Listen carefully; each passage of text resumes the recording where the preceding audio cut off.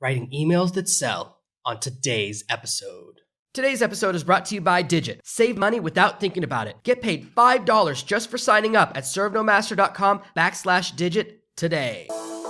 Are you tired of dealing with your boss? Do you feel underpaid and underappreciated? If you want to make it online, fire your boss and start living your retirement dreams now, then you've come to the right place. Welcome to SNM082 Podcast, where you'll learn how to open new revenue streams and make money while you sleep. Presented live from a tropical island in the South Pacific by best-selling author Jonathan Green. Now, here's your host. We've talked extensively about how important it is to capture email addresses, how email addresses are one of the main assets. But I want to share with you some of the material that I'll eventually release in Email Extravaganza, but I don't want to make you wait for that. I want to give you some really critical and powerful techniques you can use right now to start making money from your actual email list. And it starts with having the right mindset. If you email your list from the wrong mindset, you can have some really great success for the short term, but eventually your list will burn out or die. And I don't want that to happen for you. I want your email list to be an actual business, an actual asset. So you want to start with the mindset of the email addresses are a precious resource. When you get into the affiliate and JV marketing game, you'll constantly get requests from people to promote their offers. I recently got a request from someone to promote a very big piece of software, and I'm still testing it. The training videos for the course and for the product itself are like 10 hours. It's so much work just to see if the product works. And I was going through it all weekend, and that's the mindset you want to have, is that you don't promote something, you don't recommend something to your list until you've actually experienced it. When you treat email lists like gold, when you think of that way, it will keep you from promoting bad offers. It will keep you from emailing from the wrong mindset. It will keep you from feeling like a mercenary. It's very tempting to go, oh, I need some money this week, so I'm going to email an offer I don't believe in. And in the short term, that's great. But in the long term, those people will start to lose their faith in you. The other danger is that you will just be on the JV promotion, the promotion circle where you promote someone's offer. You can end up in this cycle where you promote everyone in your market's offer. And this used to happen when I was in the relationship space. Everyone would promote one product, product A. The next month, everyone would promote product B. And what happens is you have 12 people that all have the exact same people on their email lists. So then you're competing with people that you've already recommended. So if I recommend my friend Joe and you get an email from me and Joe, well, I've already said Joe is good. How am I going to compete with someone I've already recommended? You end up in this trap where you're recommending someone, but also competing with them over and over and over again. And so all of the lists eventually normalize and they all lose a lot of their value. For this reason, you have to constantly create new products so that you can get everyone to promote you with their newest list members. And you have to constantly fight to get new people on your list other ways. You have to constantly buy traffic. You have to constantly do everything else. And in this niche, it can be very, very hard. I happen to know someone who buys a lot of traffic and does a lot in this space. Still, it takes him 77 days to make back his ad spend. Nearly 3 months after each new person joins his mailing list, he's in the red for that one person. That's a really, really, really long time. Now, of course, he eventually gets very, very profitable, but the problem is when you're promoting other people's offers all the time, you're constantly decreasing the overall value of your list. Mathematically, let's say that each person on your list, when you first get a new person, is worth $1 a month. They'll spend $1 a month with you on average. When that person is on 10 lists, now they're only spending 10 cents a month with you. You've sold 90% of your value. This is why I don't promote competitors anymore. I don't promote similar products. There are tons of products out there about how to do well on Amazon and how to do other cool things. And I just don't promote those because it dilutes my list and it decreases the power of my message. I don't want people listening to 20 other things. I want people only listening to my message. That's the reason I put out so many podcast episodes. That's the reason I'm constantly writing new blog posts. That's the reason I put out new books every 2 months when I can. I'm just finishing my next book, my third book for Amazon in the SNM082 series. And I'm really hoping that I can release it on time, but I'm not sure if I'm going to make it because the editing process was a lot slower than I expected. I made a mistake there as far as times, but I really, really want to get it out on time. Worst case scenario, it'll be out a month late. Content's done. It's the rest around it. It's the editing part. And we'll see. I'm working with someone now to get it edited very quickly. But you just can't predict, will I be able to finish it in such a short amount of time? I don't know. I'll let you know when it's out, of course. But creating lots and lots of content is my answer to people wanting to promote lots and lots of offers. So When you're tempted to promote something you don't believe in, instead focus on creating stuff and creating your own products for your audience. This will allow you to make a profit without burning your list, without diluting the value of that list. Another danger is using swipe files. Now, when someone has a launch, they'll say, here's 5 emails that work really, really well in my testing. And you're tempted to take one of these emails, copy and paste it, and mail it out. The problem is that some of the other people in the same space will do the same thing. And I used to do this occasionally. When you're just promoting offers every single day, you don't always have time to write a new email. So you'll just take someone else's email they said works. So someone gets 5 emails recommending the same product from 5 different people, but it's the same content.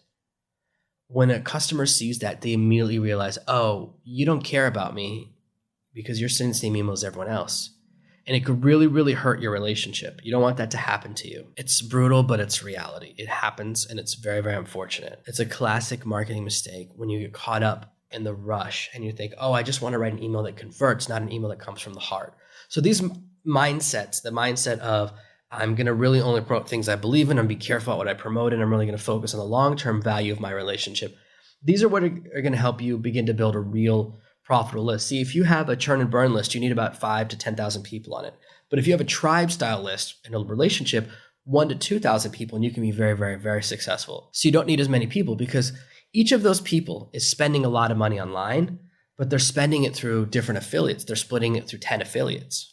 That's why you don't want to dilute your list. Keep your list as pristine as you can. When you want to write an email that converts, when you're developing the email relationship, start by sending 3 to 4 relationship emails. Whether someone is joining one of my lists or getting a free gift or whether they're buying a product, the first 3 to 4 emails are all about consumption and building relationships. So email 1 is here's your gift or here's your product, here's your login details. If you have any problem, here's the support email address. That kind of information that everyone needs to really establish the relationship and say, hey, here's why the email is important.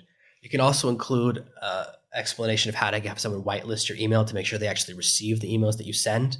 I usually include like a link to that in my PS. I have a page on my website, servenomaster.com/whitelist, which walks you through how to whitelist on most places. I found another website that had a whitelist explanation, and then I made a very similar version of my own. I said, oh, here's how you do it for this, and all the different email providers. Not very many people will ever go to the effort of doing it, maybe 1%, but it's worth having it there simply as a single link at the bottom of your first email. Emails 2 through 3, 2, 3, 4, they're all about consumption. Most people who buy a book from you or download one of your free gifts, they'll look at it for a few seconds and then forget about it by the next day. People get caught up by the next shiny thing.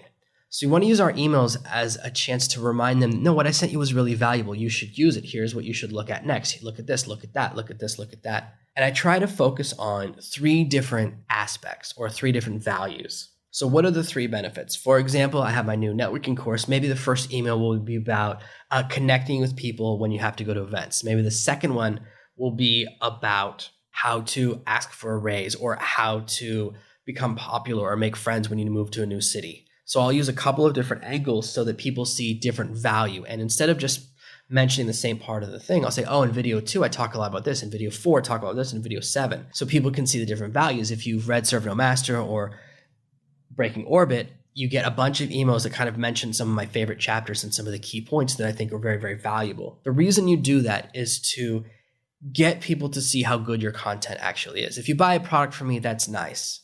If you actually go through the product, that's really wonderful. That's what I want. So our first 3 emails in any sequence are really about getting people to experience your content, to see how good it is. After that, we have relationship building content. We can have emails that are designed to get people to form a relationship with you. So you send them to podcast episodes, you send them to blog posts, you send them to your video explaining what you believe in.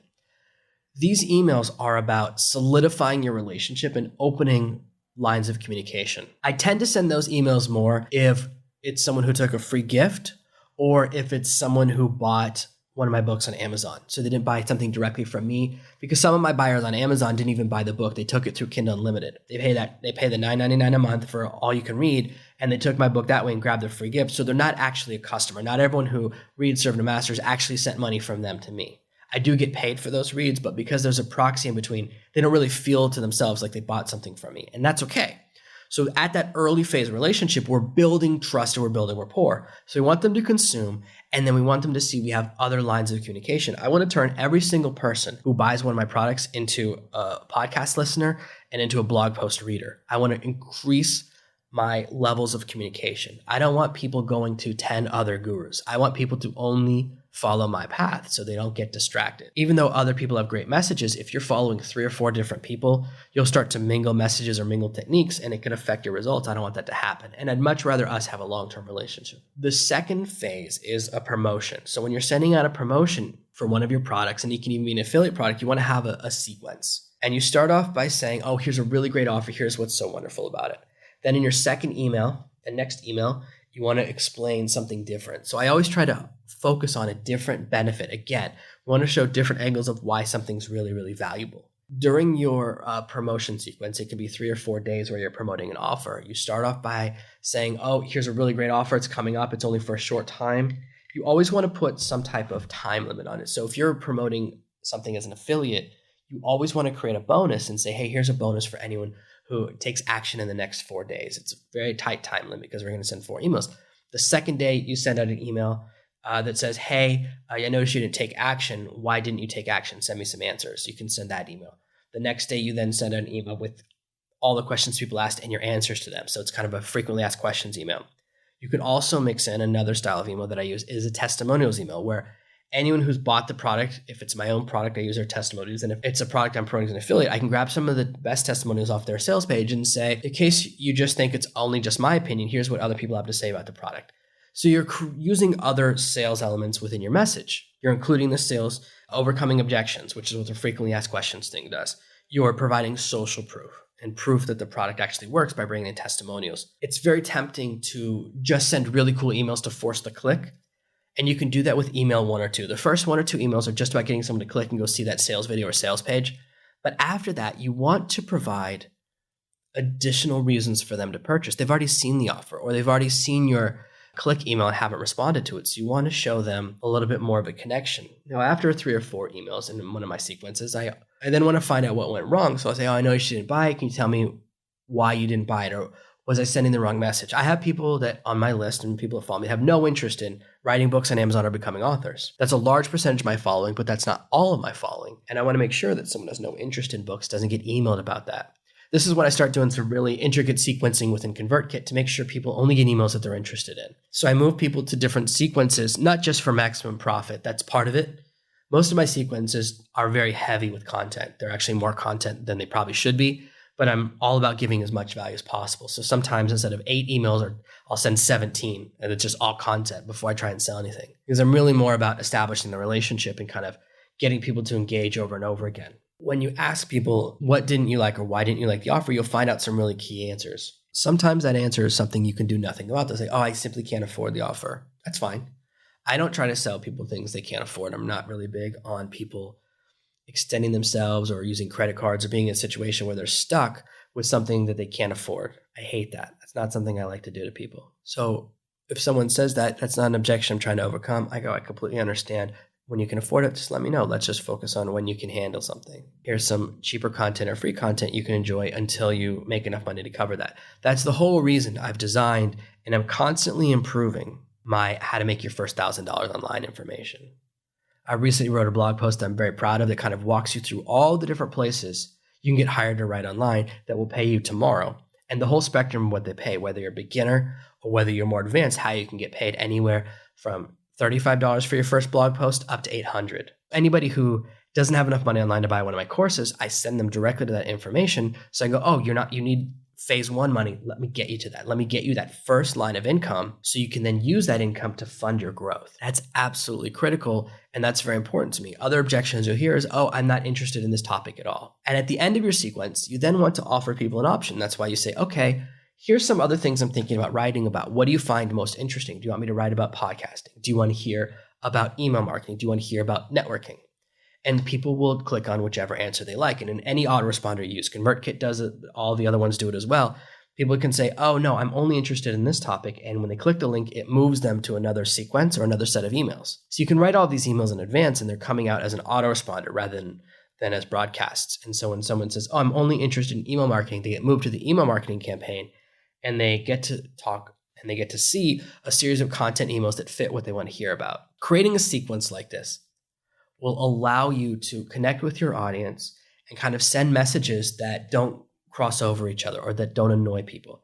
Most of the problem with email are negative mistakes, doing something wrong rather than not doing something right. When you're emailing and trying to make a living from your list, consistency and rapport are really the keys to profitability. So consistency means deciding how often you're going to email and emailing all the time. Always emailing whatever your frequency is. If you decide on twice a day, email twice a day. If you decide on once a week, always email once a week. When people learn to expect your email, then they'll open it. When you break that expectation, they'll start to lose interest. You'll start to break the relationship. The next element is really thinking about your content. A lot of people get excited. Every single email provider does this, and I don't know why. They go, oh, look at all these amazing newsletter templates. And they look awesome. But you know what they really look like? I've thought about this for a while. If you have any of those relatives, and most people do, that every holiday season, rather than sending a greeting card, they send a newsletter. And I don't know anyone that ever wants to read these newsletters. I've only ever seen them as a kid. I haven't seen any as an adult. My family used to get a lot of them though when I was a kid. And I was like, who wants to hear about this? But maybe now I would actually be interested in a newsletter from a few people. But their problem with this newsletter style is that it's so impersonal. Here's a message we're sending to everyone. It makes you feel very distant. A perfect example of this is Amazon. No one ever feels warm and fuzzy from an email on Amazon. The only reason you open an email from Amazon is if something's on sale that you're interested in. So that style of marketing works when you have millions of products and people are interested in something very mechanical, which is saving money. If you send an email from Amazon and if Amazon sends an email to someone and it's about products that person doesn't buy, there's not a chance in a million that they'll ever open it. People don't open it unless they want the product. So the fact that emails from Amazon doesn't really matter. People don't respond to it because it's just a big corporation and who cares? You don't want to create that appearance because you don't have a wide range of products. What you want to do is seem like a person and be like a person. So instead of writing to a million people, you want to write one-to-one. How would you write an email if you were telling your friend Jeff about something you think he should buy? How would you write your friend email if you wanted him to look at a blog post? So yes, we can use copywriting and sales techniques, but we want our mindset to be one-to-one. I'm writing an email to one person, not I'm writing an email to 5,000 people. This is why in a lot of my marketing training, I talk about creating an avatar, which is creating that specific person that's your audience. And you can find that person, from sending out surveys or just studying your list or however who your following is. And you want every message you write to be that one specific person. It's much easier to write an email to one person than try to write an email to 1,000 or 10,000. When you're structuring your sales email, of course, there's a few key mechanical elements. You have to have the subject line, and you want to write subject lines that get opened a lot. And there's a lot of science about that. And then you want to really explain why you're emailing them, why this offer is so sweaty. Oh, I just saw this amazing product. It's so cool. Or I was working on editing and I realized I make all these mistakes. And then I started testing Grammarly and it's amazing. You can check out Grammarly here. And so you have your early link after your first sentence or second sentence. Then you go into some explanation. You can have some bullet points about the 3 best features of the product or the 3 reasons you think it might be really beneficial to them. And we always want to write about benefits. When you're trying to write a benefit, and it's most people who don't know copywriting who are just starting out, they write features. Instead of writing about how it helps the person, you just write about what the thing can do. So for example, let's say we're doing Grammarly. It's one of my favorite things to promote because I use it all the time. I'm a big fan of software. You can say, oh, Grammarly is so awesome. It will automatically check for plagiarism. Okay? That's not a benefit. That's a feature. That's something the thing does, not how it helps the person. So how do we turn it into a benefit? We simply say to ourselves, so what? It checks for plagiarism, so what? So it can make sure you don't accidentally steal someone else's content. So what? Well, if you get caught stealing stuff, you can get sued. So what? Well, if you get caught stealing stuff by Amazon, you can get banned. So what? So if you get banned from Amazon, you lose your business. Oh, so now you can say the amazing spell checker will protect you from getting your account shut down by Amazon and going out of business by making sure nothing you put up is stolen without you knowing about it. That is much more compelling. Another feature of Grammarly is that it can edit large documents at a time without you being in the room. So you upload up to, I think, 65 pages. Now they're always extending how much it can do. You say, oh, you can upload a 65-page Word document, leave it open, and leave the room, and it will scan it without you being there. So what? You don't have to sit there manually waiting for it to operate. So what? You can have a little more free time or let it run in the background. So what? You can use your time more efficiently or spend time with your kids. See how we're building towards finding what the real value is. And you simply say, so what? Now, my other friend, another copywriter I work with, says, which means. So he goes, let's go through another feature and try it with which means instead of so what. So another feature, Grammarly, is that it recommends better words when it thinks you're being boring. Oh, it recommends better words, which means it lets you know if you're using the same word over and over again, which means it helps you find better words and makes your writing more interesting, which means people will enjoy your writing, which means people will think you're a better writer. So we can then say, Grammarly has an amazing feature that it recommends better words, ensuring that your audience sees you as a genius. See how that's exciting? And so instead of it saying, oh, has a cool word recommender, now what we hear is makes you look like a genius. Every time I edit with Grammarly, it makes me look so much smarter than I am. It recommends some really cool words. And I love that about it. I absolutely love that feature because it definitely improves the quality of my reading as well. This is how you can write your emails as well. When you're writing an email about something and you want to talk about what's compelling. People don't respond to features very much unless it's a particular feature they're already looking for. What people respond to is the benefits, and benefits are things like live longer, spend more time with your kids, feel better, more energy, not tired anymore. Some benefits can be anti-negative. So some benefits are live longer, and an anti-benefit or that's a positive benefit, and a negative benefit is don't die younger. So sometimes we are moving towards a positive and sometimes we're moving towards a negative. As you begin to write your emails, the important thing is to just do it. It's better to have a lot of emails in your sequence and written than to have some really perfect emails you don't send to anyone. I'm absolutely guilty of this, okay? I am absolutely guilty of half writing or half completing loads of emails that I've never loaded into my autoresponders. And I'm constantly working on this and constantly trying to create new emails. And I definitely don't have nearly enough emails in my sequences. It's one of the biggest areas I don't spend enough time on. I write a lot of emails, but I just am not as passionate about it. And I have an email writer that works for me for that very reason, to fill in that gap. But even though I have an email writer, I read and edit every single email. They start off with my idea. She turns my idea into a letter. And then I go back and I rewrite and do the final write. So still, it's completely my voice in every single email that goes out. It's very important to, as you go through this process, to really take the time to master the craft of writing emails by doing it. Just send out lots and lots of emails. To get more advanced, you can begin to send out tests and split test different subject lines and test all these different elements. But before you get caught up in that, and one of my friends is always trying to get me to do that. And one thing I know is that it can really slow you down. If you then decide you need to run tests all the time, as much as he's even worse than me, he has a much bigger mailing list and he never emails them because he's always trying to set up tests. So anything that slows down your efficiency or slows down your process is something that you want to just put on the back burner.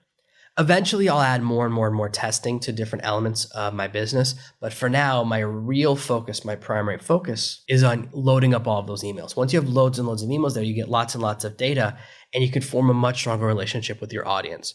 Additionally, make sure, that's one final tip, that you send from a real email address. If your from email address in all of your marketing emails is an email address that you don't check or that you didn't ever actually make, you'll discover that your audience disappears. The emails will start getting sent to a spam folder and you'll miss a lot of great communication. One of the greatest things about my business is that people email me directly. I love getting those emails directly, and I spend more time emailing people back that email the podcast or that email me through the blog than anything else, because that's very important to me. And that's where you get the really, really good information. Oh, I love this, but this is what was missing. That's where you can find out what was missing from your marketing message by allowing people to respond to you. Because every once in a while, you'll send out a broken link and you're not going to find out until someone tells you. So you actually really, really need your audience to be able to reach you. These are some of the key steps you can use to write emails that sell. Thank you for listening to this week's episode of ServenoMaster. Make sure you subscribe so you never miss another episode. We'll be back tomorrow with more tips and tactics on how to escape that rat race. Head over to servenomaster.com/podcasts now for your chance to win a free copy of Jonathan's bestseller, Serve No Master. All you have to do is leave a 5-star review of this podcast. See you tomorrow. Thank you for listening to this episode of the Serve No Master podcast. Join me on my Facebook page at facebook.com/servenomaster.